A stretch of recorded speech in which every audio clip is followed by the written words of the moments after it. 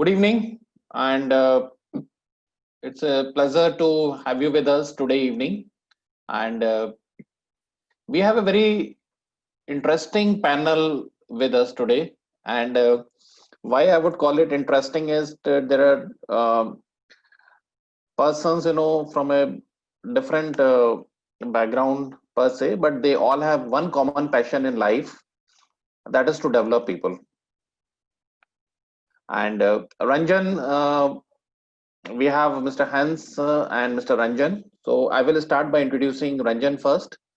So Ranjan is been in HR throughout his career, and he's worked with Vodafone for almost 11 years, a very long stint, and where he was senior vice president, looking after supporting some of their major business units. Then I also have Mr. Hans Peter. Hans has been again done very different, kind of roles. He has been in HR for a long time, and then he left it to start his own business in consulting, and which is into leadership development and consulting. Then from there, he also set up a company which is a small software company, and presently he is there as a chairman of IKEA Baltics region. And he also, because of his lifelong interest in people development, he also helps organizations and people realize their true potential. And I also have with me Mr. Alok Divedi. Alok Divedi is my Hey, partner in this, and he heads the leadership practice for Peoplebridge. So he's another person whose experience we will count upon, especially when we are doing the summarization of this meeting. And it is going to be a very interesting meeting because we have a very different panel from normally what we see. We have an Indian perspective.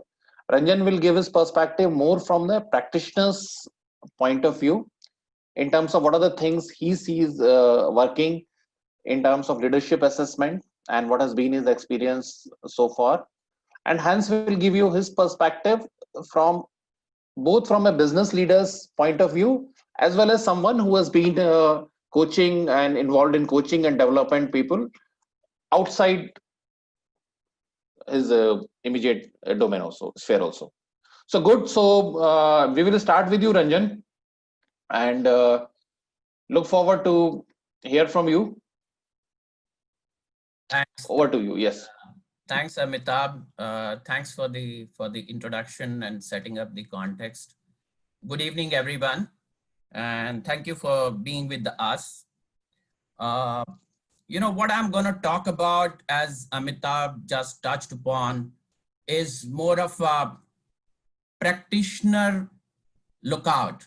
How is it that all of us who are the generalist HR or head of HR for a company, okay, how is it that we see what are the challenges, what gets into selecting a tool, and also a little bit of the Indian context. So I'm sure that,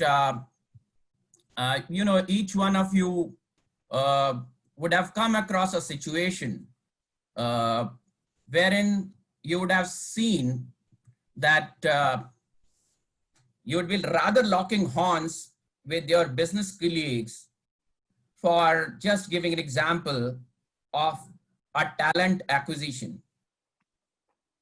I'm just putting a hypothetical situation wherein you and your director sales is in the organization for 10 years. We are hiring a regional sales manager. You feel he's fit and he feels he's not, or vice versa. What could be the reason? You both are accomplished professional, you know your job, there is no ulterior motive. What could be the reason?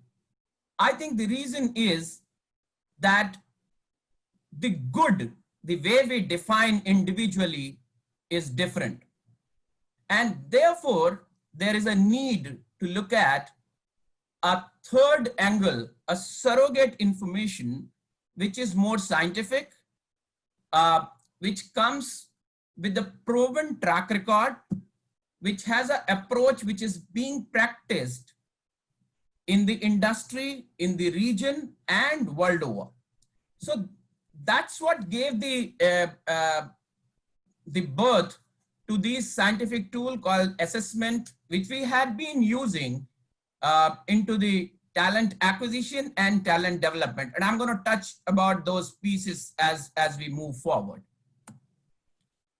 Before we go ahead, Amitabh, can you see my screen? Yeah, I can see your screen very well. Okay, thank you. Thank you very much. If you look at the industry in the country is around 550 to 600 crores, and most of it is into the recruitment assessment. So we use this tool predominantly while recruitment. Okay, and why is it that I'm talking about the size of the industry as far as the dollar or INR value is concerned? There's been a lot of research that has happened because the size of the industry is growing. People put money and efforts where they see meat into. And if you look over in the last decade and a half, we have seen that a lot of tools, a lot of platforms have come, and those that were there earlier have enriched themselves basis the research that we have that they have gone through. If you look at today in the Indian context, around 56 to 60%, and this data is little dated, so maybe percentage little bit here and there, around 56 to 60% of the companies, okay, are using the psychometric assessments or what we call as assessment tools. To your surprise, Indian companies are ahead of the multinationals that operate out of the country. If you look at the right-hand side of this screen, which talks about the application of the psychometric test, what you will look at, predominantly 81% of the companies use the psychometric instrument at the entry level.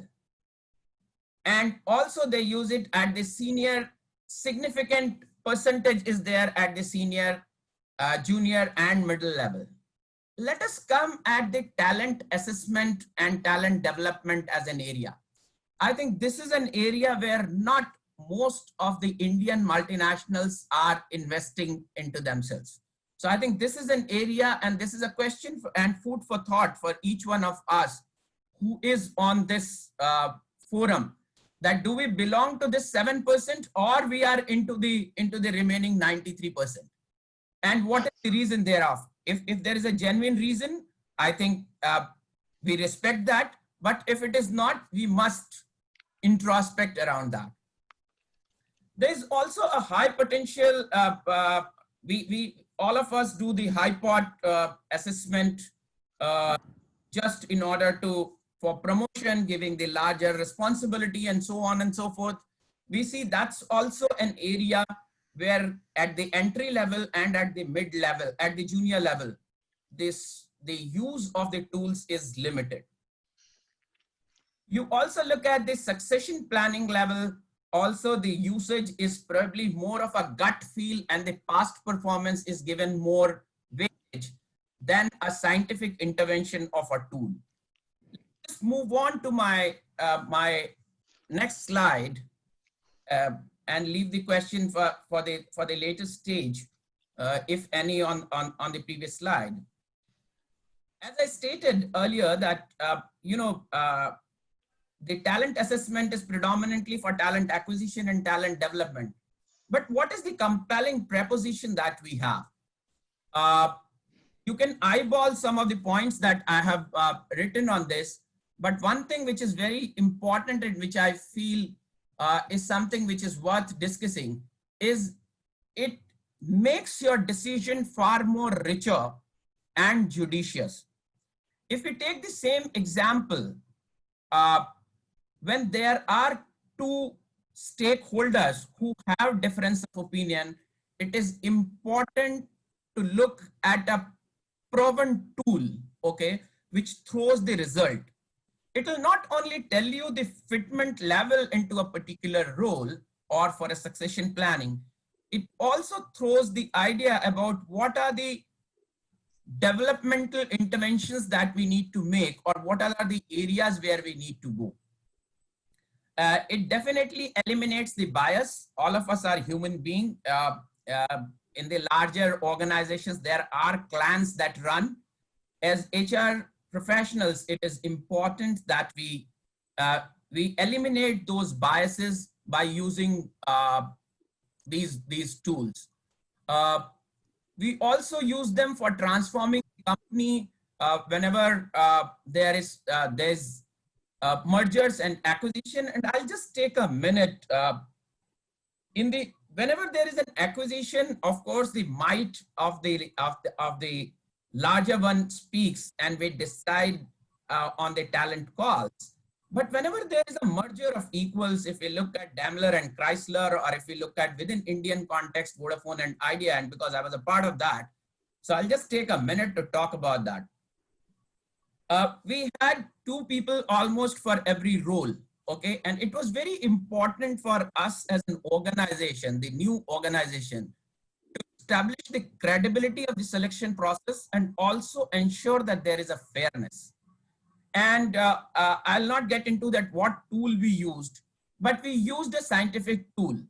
And whatever the outcome of that was there, we married it with the last 3 years performance. And then there was an interview panel. We probed the inputs. So what we did is that we used that information to arrive at what is the better choice for a particular role. Let me just move on to my next slide, which is very important, and all of us do struggle, finding the right assessment tool. What is it that is right for us as an organization?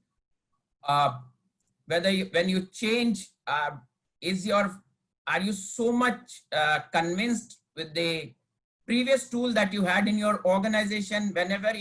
When the stage of evolution of the organization changes, do we need to change the gear and look at the way we are assessing people? So first thing is that be very precise what you want to accomplish. Maybe something that suits to a larger organization may not suit you. It is something like buying a car. Whatever suits to the neighbor may not suit you. If you are a farmer, maybe Merck is not a right solution for you. So it's very important that you pick up the right tool. Second point, which is important, is forge a consensus amongst the management. It should not happen that only you, CEO, and the purchasing department is deciding about what is going to be who's going to be the vendor, who's going to be the supplier, who's going to be the strategic partner. It is very important in order to drive the consensus. If you come from a manufacturing setup, is your head of production or head of manufacturing is involved in the decision making? Because at the end of the day, they are the set of the people who will become the consumer for this. The third important point is do the assessment yourself. We get into the habit of sending the messages on the WhatsApp group and the Facebook chats that we have, that I am looking for one more assessment tool, or I want to change my assessment tool because it's dated, or I'm not getting the support that I'm looking at. Important thing is take the login. These days, all the strategic partners provide that login. Look at the accuracy yourself. Maybe something, as I said earlier, something which is suitable for others may not suit for you. Last and most important point, keep the budget in mind. It is not the beginning what you are spending. You are married for this because changing the culture, building a process, establishing a learning curve and a delivery curve for an organization takes time. So it is very important to keep the budget not only for the year, but over a period of time, that how much that you can spend on an assessment tool year on year basis. So to me, these all are some of the important points that one should keep when he's looking into the right assessment tool. I'm coming on to the last slide of this discussion. What are the key challenges that I have faced, or some of my friends have faced, and maybe we can have a conversation in the later part of this discussion. We need to have right weightages depending on the purpose. There are various inputs that gets into deciding the talent. Maybe for succession planning, maybe for picking up a role, maybe for hiring a talent. Decide what are the right weightages that you want to give. Know the outcome and proven past performance record of the person that we are talking. How is it that we strike a right balance? You know that the assessment report that has come is not talking very favorably, okay? But the past track record of the person is fantastic. So how is it that you eliminate the dilemma, okay, and come to a consensus for the larger organization and come out with the right decision? Simplicity of the report, what you call as user experience and user interface. Is the report simple? You go for this data because you are not clear yourself. So you are taking one more surrogate but important information basis this tool. But if it is complex enough, then that will add further to your issue and will not solve the problem that it has. Next point is that the science and data should not kill the application itself. The need is that the report, the outcome of the tool need to speak the business language, which business itself can understand. It should not need anybody else.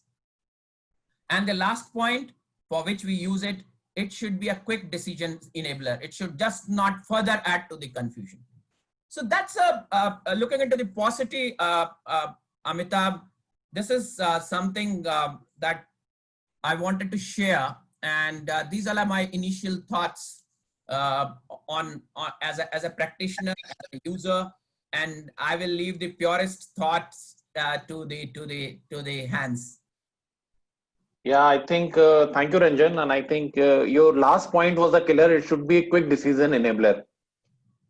And we should not get trapped into the jargon of what the report is saying. And yes, these reports are important, but at the same time, as a practitioner, what your point about, we also needs to keep in mind what is the track record of the person has been and take a balanced view and not lean, on one after or the other side of the it. And so I will hand it over to Hans now. Hans, how would you answer to some of the, the questions which very rightly, aptly Ranjan has put in, and especially the point about being a quick decision enabler, and how do we do when we do some of the issues he has raised about when there is a merger happening between two equal partners. This is a very interesting case study in India. How when the two equally strong, I would say, and very what I would call as a very strong business culture of their own, the two entities merged. So how they went about identifying, and there was an overlap in a lot of fields, lot of regions, and you had two very strong contenders. How do you define or identify who's going to be the right person? So we will leave it, Ranjan, for some other day. I think that's a very interesting story to will be here to you, and we will look forward to connecting with you again to hear this story. But for the time being, with some of the questions raised by Hans, while Ranjan, I will leave it to Hans to come back and give his perspective on that. Yes, Hans, over to you. Thank you, Amitabh. Yes. Thank you, Ranjan. Thank you, Alok, for this possibility to join you, and welcome to all the other persons joining this this meeting. I'm extremely grateful for that. As I am sitting in Europe, I'm a little bit far away from your market, but I can give you some insights what's happening in Europe, and that's maybe also interesting for you. So in the European countries, we do have extremely high lack of talents. When I talk to trends, we also see that behavior development is one of the top priorities, even the hottest top priority. People understand in the companies they need to keep their persons in the companies in order to develop them, because to find talents outside is extremely difficult, even impossible. Then the third point is managers do have less and less time for proper development and leadership, so this asks for us how do we get into a quality of development anyway on the whole aspect. So these are the really big trends which I wanted to share with you. So I would like to share in the next step some aspects with you.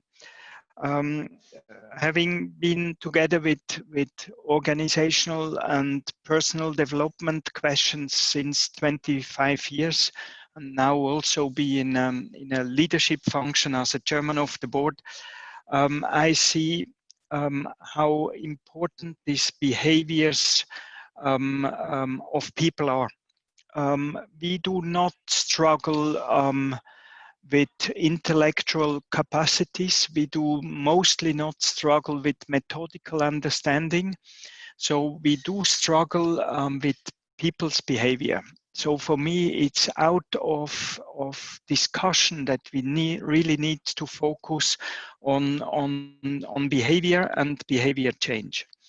But all of us, we know how difficult it is to change behavior on our side, and how easy it is to describe and expect behavior changes of others. And within the last years, people come more and more to me and say, hey, how do I deal with these general sentences of most of the tools? And I mean, they say something, they do a statement, but at all I can't do something really specific. And my answer is always the same. You can't delegate insights of human being and development of human being to instruments. You need to keep the whole process in the company, and you need to take yourself the time to analyze, discuss, and define potentials with your candidates.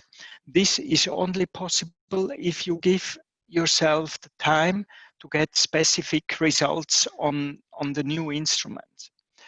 So what is out-fashioned is general statements out of instruments. What is out-fashioned is statements which refer to methodical competence.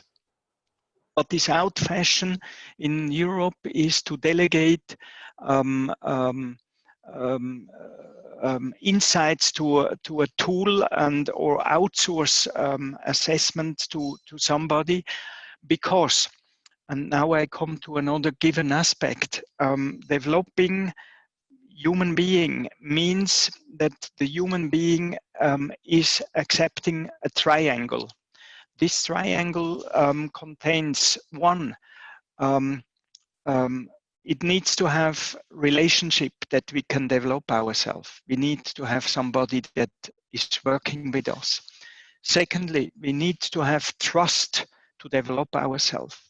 And third, and here you can have a talk with my wife, she will tell you that there is a long list of not changing behaviors from my side, even though she's trying it for 25 years. And the third point is that I am willing to change something. So if one of these one part of this triangle is not happening, or is not conscious, or is not here, there will not be any change. So that means even though you have insights from instruments, the change won't happen if you don't take yourself the time. and if you don't get specific behavior patterns out of the instruments, every document that you get can be interpreted. Also by the person joining the assessment with you.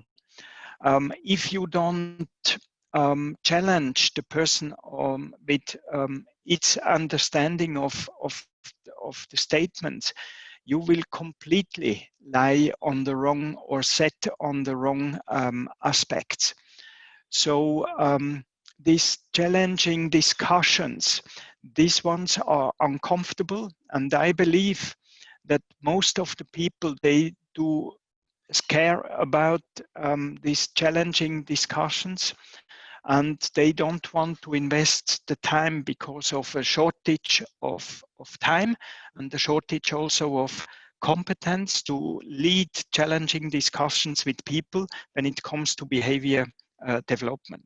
Therefore, I would always look for an instrument which delivers you kind of trends of personal behaviors, but also delivers you clear topics to discuss with your partners. And I would always put or place an instrument only as one aspect of many others into a talent assessment. So don't drive for general statements, don't outsource it, insource it, and challenge the person by understanding the insights of the tools that you get. There are specific tools. Also, we do develop those tools with psychological background, either for individual behavior, 360-degree feedback. Right now, we are developing a software which measures and visualizes culture fit in order to understand if the values of all the person fits together. If not, they will not develop in the same way. And many other tools we have in our basket. So that was a little insight to my doings when it comes to Sophistic International. Good. So Amitabh, I would like to go back to you and give back to all of you the possibility to ask questions. One question which comes to my mind after listening to both you and Ranjan is that Ranjan also talked about personality, and you are talking about behavior and behavior change. So are these two things related? They are different, and should we measure personality? Should we measure behavior? What exactly? Yes. Okay. Ranjan, can I go ahead with the answer? Yeah. Yes, please. Yes, Hans. Okay. When we talk about the personality, we talk about a total of a system. A personality, we could say, is psychologically wise divided into thinking and feeling, and these two fundamental system creates behavior patterns. So we do have many behavior patterns in our personality which we use. So the total of these individual behavior patterns creates the personality. I give you an example. When you criticizing me in a harsh way, I will react in a harsh way to defend myself, as an example. This is a behavior pattern, but this is not the personality. So the personality is much higher than the total of all behavior patterns. Then the behavior patterns differs from persons to persons which are included with you in the dialogue. Maybe you also discovered that the way how you handle certain behavior patterns in front of your mother-in-law is something else than you use for your girlfriend or boyfriend or husband or wife or your kids. even though it's the same behavior pattern. So when we get angry, we do not behave towards all persons in the same way. So we also need to understand that people adapt their behavior patterns. Therefore, it's extremely important to understand single behavior patterns and not a personality as such. This is one of the reasons why I'm completely reject instruments which brings people into categories, so to say, is type A, B, or C. This is just not qualitative enough for what we need in our markets right now. Sorry for the long answer. No, it's perfectly fine. Ranjan, what would you say to this? No, sir, I think I largely agree. To me, the behaviors are the subset of the larger persona that you are looking at. Okay, so in my view, if you are making a learning intervention and the person is already there who is ready, but you want to improve on some of the behaviors, okay, which is of course difficult to change, and we have seen that, and Hans is also talking about some of those points. My thing is that then you identify only those things. You are not changing the complete person or the personality of the person. You only need to work on those few behaviors, and you make the person conscious of the intervention that you are working, and therefore he keep on augmenting, keep on developing those behaviors, and over a period of time when he practices it and the ecosystem helps him, okay, also to develop that piece, the person, we see a change. And that's wherein the right identification of those behavior pattern is something that we need to look at, so that we can validate it with whatever we have identified ourselves, okay, more by watching, by seeing the person, and then we marry it with the outcome of the two. So that's my response to that. And so now coming back to Hans, based on your experience, how do you go about, measuring the behavior and trait? That's a good question. Yes. Yeah. Measuring something which you can't measure. So Yes. the question is fantastic, because we were more and more asked how can we measure behavior patterns and personalities, and Yes. and my answer always is the same. Until today, there is no instrument which allows us to really measure a person like we can measure a piece of wood or a room or something like this. So this is just not possible. And the fact is that human being is much too complicated, much too flexible, much too influenced by the surrounding, by its moods, so that you could all include in measuring that. The only thing what we can do is we can say there are trends of behaviors that we can discover, and we can bring it up to the discussion. And look, the instrument itself should only deliver discussion points, debating points, or makes it easier for you to rise up a topic because we have a common understanding of something. When I say, Amitabh, you have a behavior of talking about your feelings by 75%, it doesn't help you and it doesn't help me neither. Yeah. So when we see that, for example, I do an example, please allow me to do that. When we say, okay, most probably there will be a difficulty that you are in talking about relationship and is essential for leadership, then we need to dig deeper and find out what do we understand by this. And together with the psychiater, we developed 41 feeling strategies and understanding. And then we saw during the last 22 years where I have been working with this psychiater in personal development, we experienced how different people do act with feelings in different situations. So this is impossible to measure, but we can say it's rather difficult to talk about feelings, or it's rather easy for that person to talk about feelings. But also in saying it's easy, we have to dig deeper and find out which feelings are going easy and which ones not. So it's if human being would be so easy, I would have lost my interest in it since long time. As human being is complicated, we need to really figure out some issues in a deep discussion, which should instruments deliver as topics. So no measurement for human beings, Amitabh. Sorry about that. Question which is there is, and whenever we run an assessment, is how accurate they are, and should we always use them?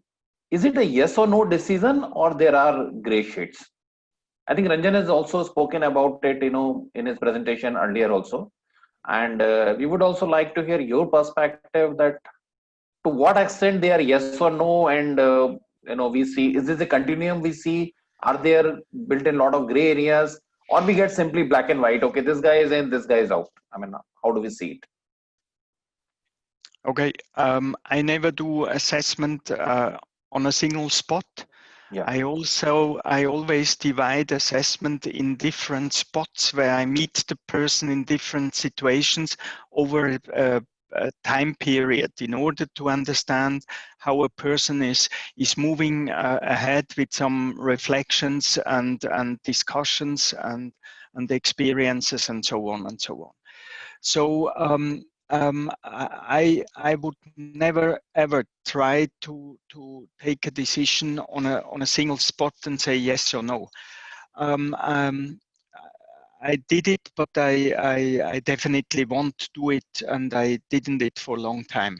So I believe we need to come to the point where we have a process in our mind, where we can see changes in the person, and then work from there with the discovering areas of the person itself. So I would be extremely careful in judging a person in one spot and say yes or no. And there's a background of it. Nervosity covers a part of the natural personality. So when you do an assessment in a one spot, the person wouldn't show himself in the natural way, so to say. So then you base on something which is not natural, and you take a decision on it. This creates a wrong decision mostly. This sounds a little bit like what we studied in school physics about Heisenberg's uncertainty principle. Yep. I think that also came from Europe and sounds very similar to what you have said. Ranjan, what would be your take? So I think I'll continue to build on what I stated during when I was running through the slides. See, you have 3-4 aspects whenever you are going to take a decision, be it of any type. Okay, the assessment test is one input, and one important input, because it's, as I said, it's a platform that is developed over a period of time. The more people have gone through it, the outcome becomes more richer. But you need to marry it with the various other aspects in order to make decision far more superior and far more judicious. You cannot say that, I don't think so. I have not come across, and maybe I have a limited exposure, and maybe hence as a professor on the subject can talk more inside. But I don't think so there is any tool developed so far, or I see it being developed in the near future, which can say the person is in, or the decision is in, or decision is out. I think you need to use it in the context. You need to use it with the past performance. And despite of that, at times we fail.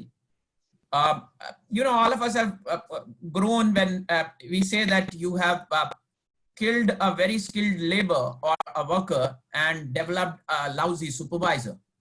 From there to a Cyrus Mystery level, okay, and this is like one of the largest, hence one of the largest business houses that is there in the India.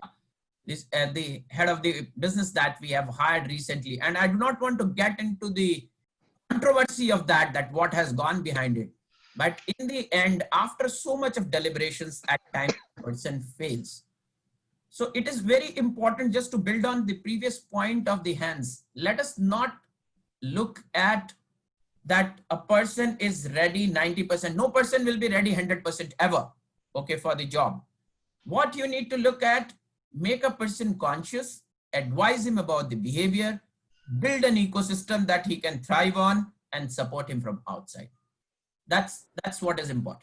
So what I was saying is that we need to, there's nothing which is perfect 100%. You always need to marry it with the past data. You need to have some other stakeholders from where the decision need to come, from where the inputs need to come. Look at it holistically before you take a call. One cannot put everything on the tool itself. And we should never define the success of the tool based on that. At times the tool is right, where you are using it is wrong. The tool is right, the way you want to use it is wrong. So I think that's also a very important aspect in terms of how you are using it. Okay. Very interesting. Hans, how would you add to what Ranjan has said? There's nothing really to add. So it's more like I would as the time flies, I would rather like to understand if there are concrete questions from the audience which we can maybe answer as well. So I see that Yogesh Pasole has raised his or her hand. I don't know. So maybe we will come to the audience questions, but one last question I will put it to you. Yes, please. What are the trends you are seeing which are coming in? I mean, in terms of assessment is concerned, where are we moving to? Because a lot of the traditional the questions which we see, the tools which are being used, MBTI, whether it is FireRuby, they're all or even there's a very good movie also, Professor Madsen and the Wonder Woman, that was for desk. So these are all I would call as pre World War II, or some of them are just after the World War II era products. And yes, they have been proven.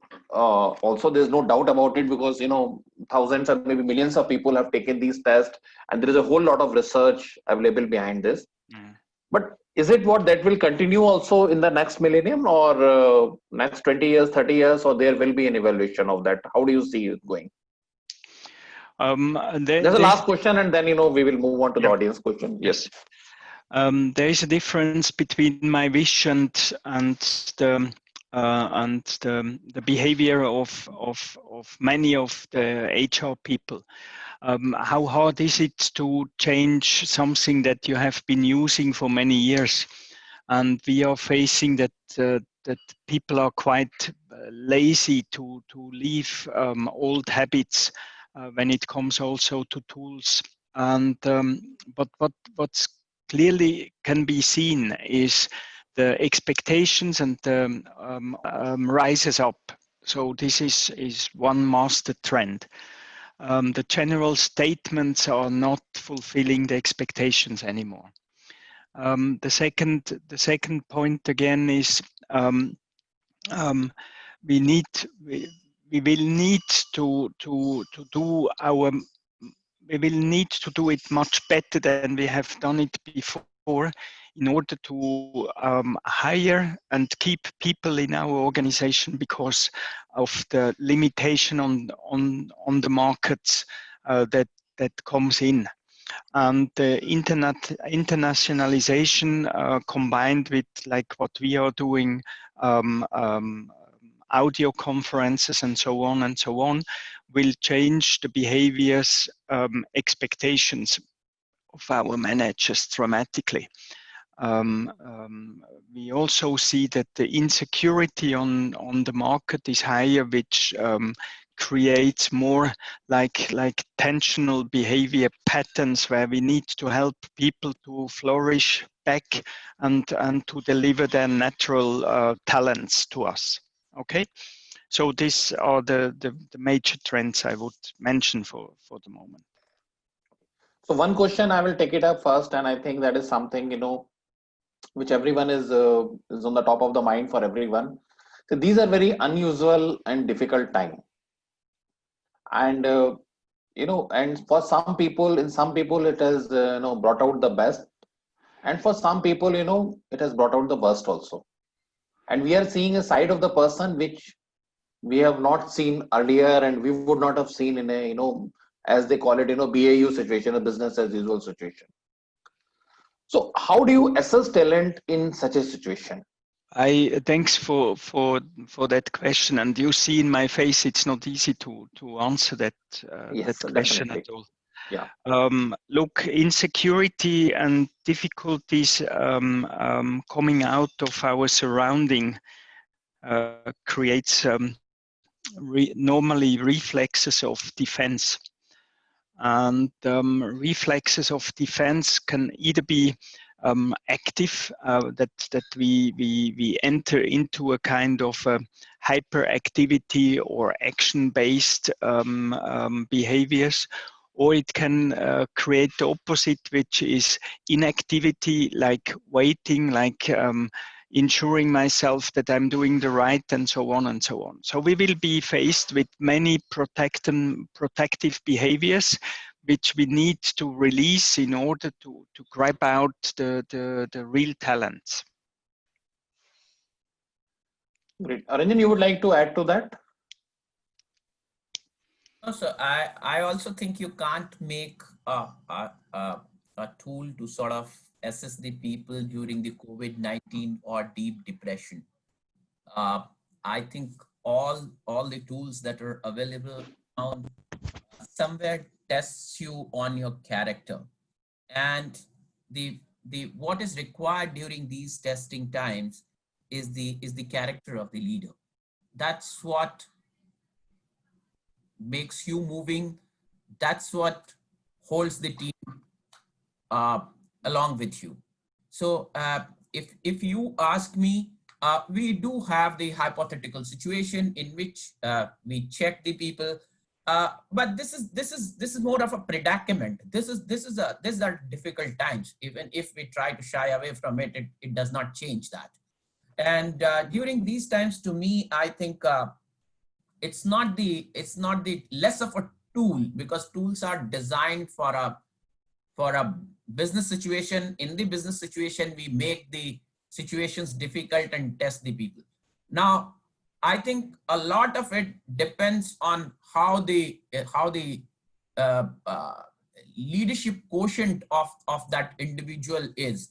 How is it that he's able to cope up with the pressure?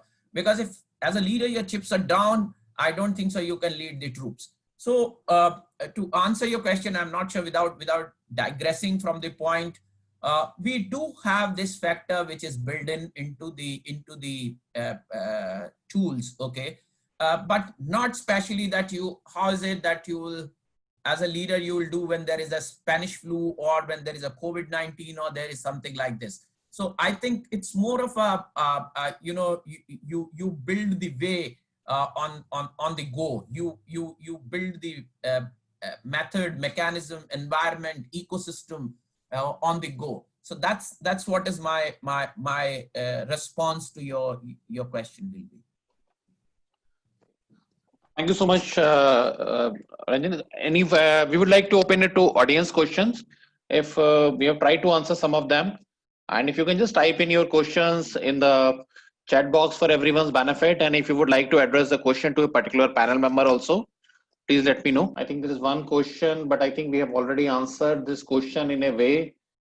Sometimes people react entirely different. If you will be very good behavior last year, a simple incident changing his attitude? Why? I think this has already been answered, and so we will look forward to if there are any more questions. Amita, can I share a couple of points? Yeah, please go ahead. Thank you so much. And a couple of insights I thought I can share on that. Can you Probably. introduce yourself? Sorry, for the benefit of people who do not know you. My name is Yogesh Basole. I look after sales HR for Crompton Greaves. And yeah, these are the quite paradoxes that we come across when we do our succession planning and career discussions. So the point here is I would like to put here about the accuracy of assessment on basis of tools. And then there are subsequent questions around that. So from that point of view, I would like to share my couple of points. So first of all, we have made it as an assumption that tools will give us the truth. First of all, that assumption we need to change. Tools are like a pole to a drunkard. So he is not using it for the light, but he is looking it for support. So we will be using tools only as a support to prove some kind of a data to back up our assumption, our gut feel about a person. Now, the whole process should be towards narrowing our gap. So tool is one, and any psychometric tool I'm yet to come across can give 80%. I don't think so. It's around 50-60% of kind of accuracy. And that can also be achieved sometimes by our own fair assumption. Still, it is a backup to our gut feel about an individual, right? Now, what do I look into a tool is I look at certain attributes, traits in an individual. Now, you can't have a perfect candidate for a role because both are changing. Role is also changing. Expectation of the role are also changing. And the person is also evolving, right? And therefore, there's a very nice line that said, human is not a resource. Human is a possibility. When we change our paradigm from looking at human as a resource to human is a possibility, because a lot of things can happen through human. That machine can always remain a machine. A factory will always remain a factory. But human can bring about a huge turnaround in a sick factory to a successful factory, and it can change from a traditional approach to a very modern approach. Now, what are the traits we can look at to address the business situation is the attributes that come out of tool. For example, when I use Hogan and many other tool that we look at it, what we look at is, I generally look at for a senior role, how is the humility in that? How is the adaptability? How is the openness to change? Open mind and a closed mind. The learning agility. So when I look at this, I get a confidence that this person can thrive into my organization. I know the culture kind of in my organization. So it is a culture fit, whether the tool can give me insight, right?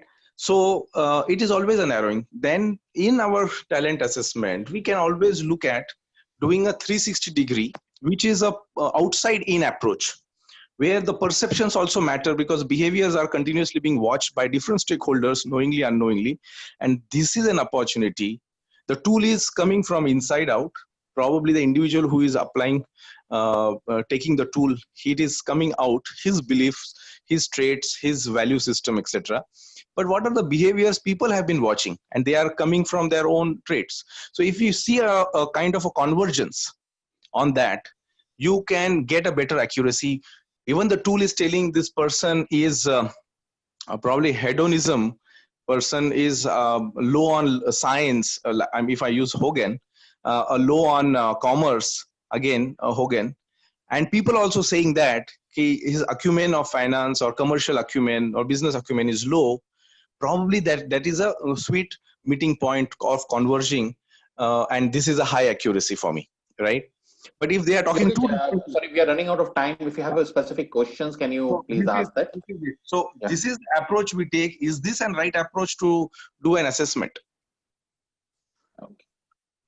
We do tools and we apply other tools like 360 degree or stakeholder feedback about maybe it could be 180 or 360, whatever. And then we take an assessment. Would that be not a more accurate way of doing it? Whichever tool we use. I would like to give a final answer because I have to leave. I have next webinar in 1 minute. Listen, whatever tool you use, the tool should never ever replace the discussion and the interaction between human beings.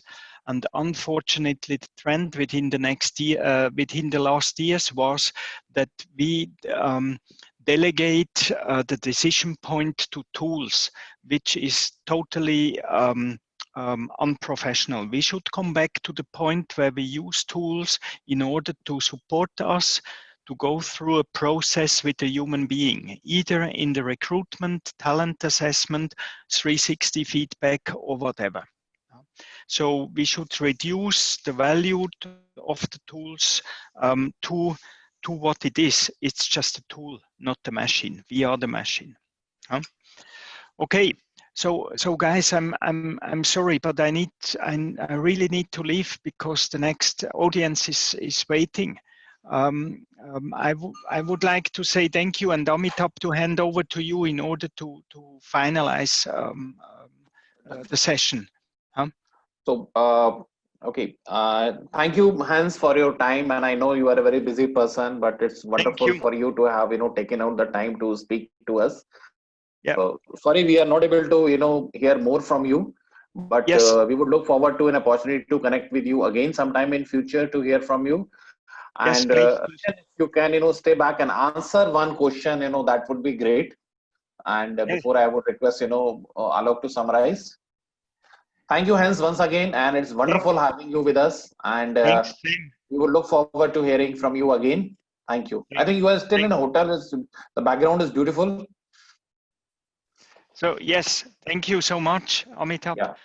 And Thanks. looking forward to see all of you or to be in contact with all of you guys. Thanks so much. Thank you so much. Thanks so much. Thank you. Bye. Done. Sorry, Ranjan. So just one question, I think, which is there. I will like take one more question. And that question is from Manish Devedi. And the question is, what are the remedies where individual is willing to change any trust in management, but unable to change because of deep-rooted values behavior? Amitabh, just come again. Maybe I missed something. Okay, so that's there in the chat box also.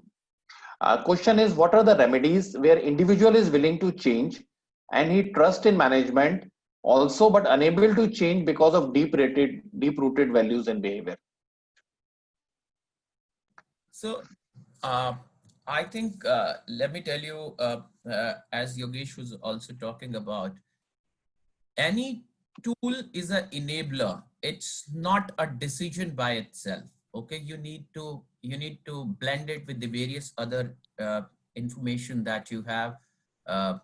He used the word gut feel that says, I agree to that.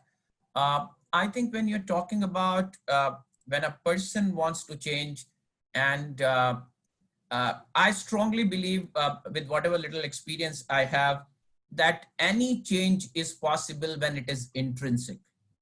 If an HR head or a manager feels that I want to change, it's a burden on an individual. If anyone wants to change internally, I'm sure sooner or later the change is going to happen.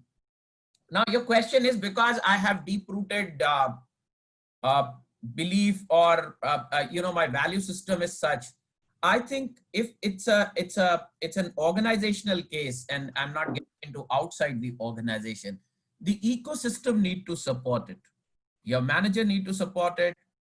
We need to have a setup which is enabling enough to sort of give you the support and help you to change. The bigger thing is in any change is that it has to be from within. If it comes from outside, that yes, there is a learning intervention that is done and the organization need to become a digital organization. I'm sorry, we do not become digital like this, or the changes do not happen. The moment the need, the urge is from within to change, okay, the change is always easy. Yes, when we want to change at times the corridor conversations or the water cooler conversations are a little different, at times cynical. Okay, but I think we need to learn to live with it. And secondly, the managers, the seniors, the colleagues need to sort of enable this change and rather speed up this change so that the person feels empowered to achieve what he wants to achieve through this change. Thank you so much, Ranjan. And Alok, could you just like to summarize what we had discussed today? Just take 2 minutes and then we can close. Yeah. Sure, Amitabh. So, what we discussed today was that tool is part of assessment, and assessment need to be part of the larger practice of people development, or while acquiring a talent, developing a talent. It's a big picture, and assessment is a part of it. So there need to be a culture, as Ranjan called out, that every stakeholder need to believe in that process. Until unless they don't believe in the process, it won't be successful. So process of assessment need to be culturally adapted. Then second part is that then the tool itself is a part of that assessment process. So tool is not like a coin you can flip, head you hire and tail you reject, or head you develop or tail you don't. So it's not like that. It's a kind of a facilitating piece of the entire process, which give you data point to discuss and reaffirm your decisions. Third thing is that what Hans talked about earlier, if we look tools, they talk about the personality type, introvert, extrovert, or this will talk about various aspect of the personality or traits. But what Hans talk about, the globally the trend is to focus on the behavior, because personality is a universal set of those behavior, and behavior is what really is the applied while you work. So it's very important to understand and study those behavior, and behaviors are also circumstantial. Like people are saying that in current time, how people will behave. So what is a crisis behavior? What is a normal behavior? So it's very important to focus on behavior and look for the tools which talk more about behavior than the overall big picture personality. Because there's no measure for human being. Human beings are complex. They react differently in different environments. So we need to focus on overall process of managing the human behavior, which is culturally fit to the organization. Assessment is a part of that entire process, and tool is another facilitator of that process. So yes, we need to have a right tool.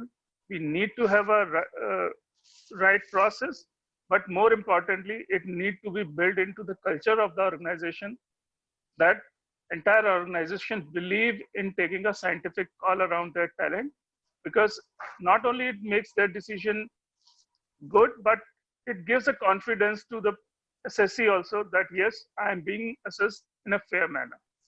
So I think Amitabh, that would be the summary. Thank you so much, Ranjan. You would like to add anything to that? No, Amitabh, just a thanks to you and Alok and all the viewers. I understand it's a weekday and late in the evening. Thank you very much for your hearing. I could see some of the inputs and some of the comments. Thank you very much to each one of you. Really appreciate. Thank you so much, Ranjan, for taking out time. I know with operations starting, offices starting, it is really difficult for everyone to take out time, and at your position to take out time and speak to an audience. But thank you so much once again, and we'll look forward to hearing more from you sometime later in the future. Thank you so much, and good night. Thanks a lot. Thank you, everyone. Good night, and thank you to all.